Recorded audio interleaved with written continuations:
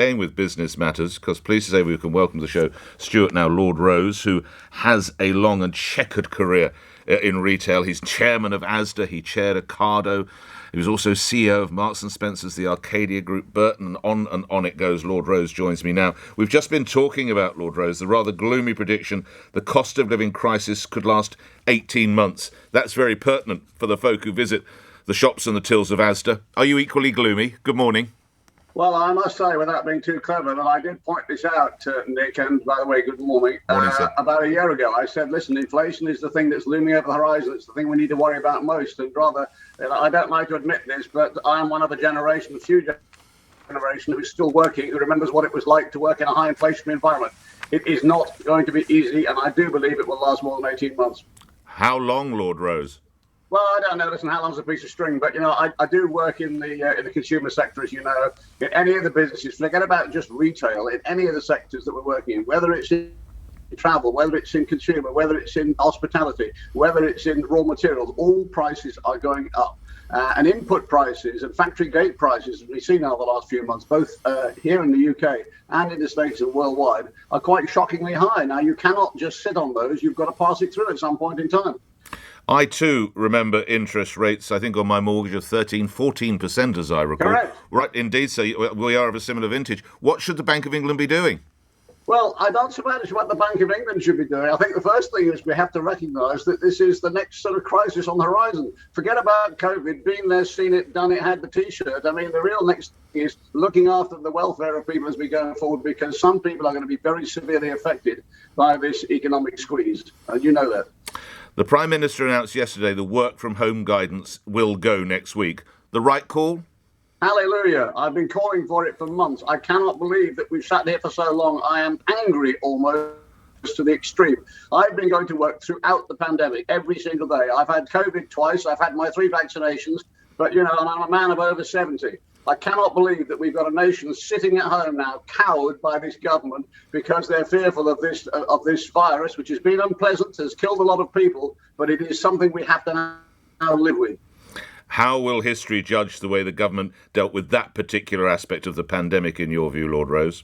I think they'll judge the scientists. The scientists are the ones who deserve the plaudits. The beginning of the dealing of the pandemic at the beginning of 2020 was pretty shambolic.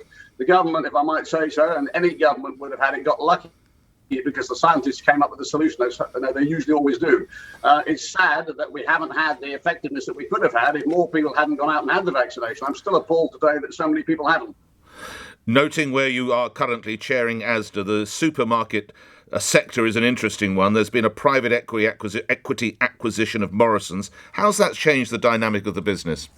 Well, I actually think these changes are good, because what you had is a situation where basically in the supermarket sector particularly, a lot of these stocks on the public markets were undervalued.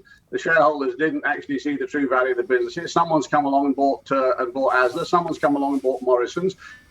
It will shake the industry up, and shaking the industry up or shaking any industry up, Nick, is always a good thing, because it will actually make us more efficient. It will make us more imaginative. It will make us more innovative, and in the long term, it will benefit the consumers. Do you think there are more deals still to be done in this sector?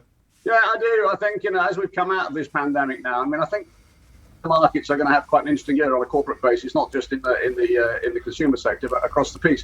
And I think that's good. I think there will be some quite big surprises as we come through 2022.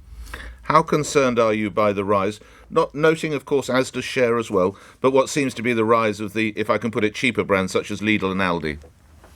I'm not remotely surprised. Good on them. At the end of the day, these are people who did not exist 20 years ago. They've now got some 14% of the market, and they're only there because they've done their job, if I might say so, pretty damn well. And, our job, or anybody's job if they're in competition with them, is to engineer their businesses in such a way that there's also a slice of the cake for us. Is it correct the Easter Brothers are looking to buy Boots, Lord Rose? Listen, I can't comment on that for one reason, is I genuinely don't know. But the answer is any asset for sale will be looked at by a number of people. So it wouldn't be at all surprising if they were looking at it, because everybody would have something. If the house at the end of the road is for sale, Nick, and you walk past it every day, you'll go in and have a look. We've talked a little bit about the government, Lord Rose. Should they be doing more to help the high street? Calling me Lord Rose, I'm Stuart. I know you are, Stuart, but I had to wait for you to say that, Stuart. Stuart, should the government be doing more to help the high street? Should we be looking at some kind of tax on companies such as Amazon, Boohoo, Stuart? No, I think, listen, what we've got to do is, I mean, the whole tax situation is well understood.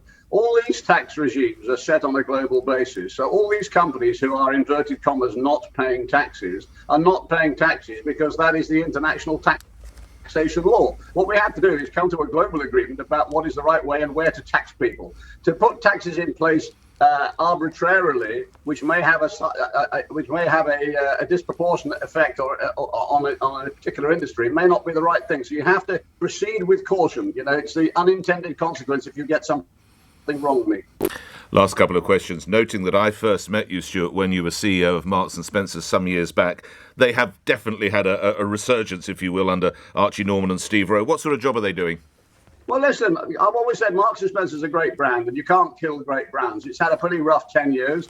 I know that you pointed out when I came on that I'd have a checkered history. I hope it didn't apply to Marks & Spencer. No, you were there between 2004, 2010. It's what's known effectively as the heyday, Stuart, in all honesty. Well, the company's a great company, and I think the only thing you would say, if you were to level any criticism, to be fair, they were a bit slow in picking up what happened with the move towards disintermediation and channel shifts, i.e. online and e-commerce. They have been a bit slow in rationalising their store portfolio, but they've got a great brand, great product, and well done them. Lastly, I once read an article that your well-deserved promotion was escalated because you won a wine tasting competition, I think it was, and it came to the attention of the bosses at Marks & Spencer's. You've subsequently become an acknowledged wine collector and an expert in the field. What Asda wine would you recommend to my listeners? What should I get down and buy? I have to tell you, I can't tell you this month because I'm having a dry January for the 25th year, Nick. But I have to tell you, get into an Asda store, go and have a look. We've got a great range of products. I think your Chateau Neuf is rather good, actually, at $14.99. It's good. I'm waiting for the first glass on the 1st of February. If I'm anywhere near you, I'll shout the glass for you. Stuart, thank you. Great having you on. Lord Rose, Chairman of Asda, was Chair of Ocado and, of course, CEO of Marks & Spencer's in their glory days.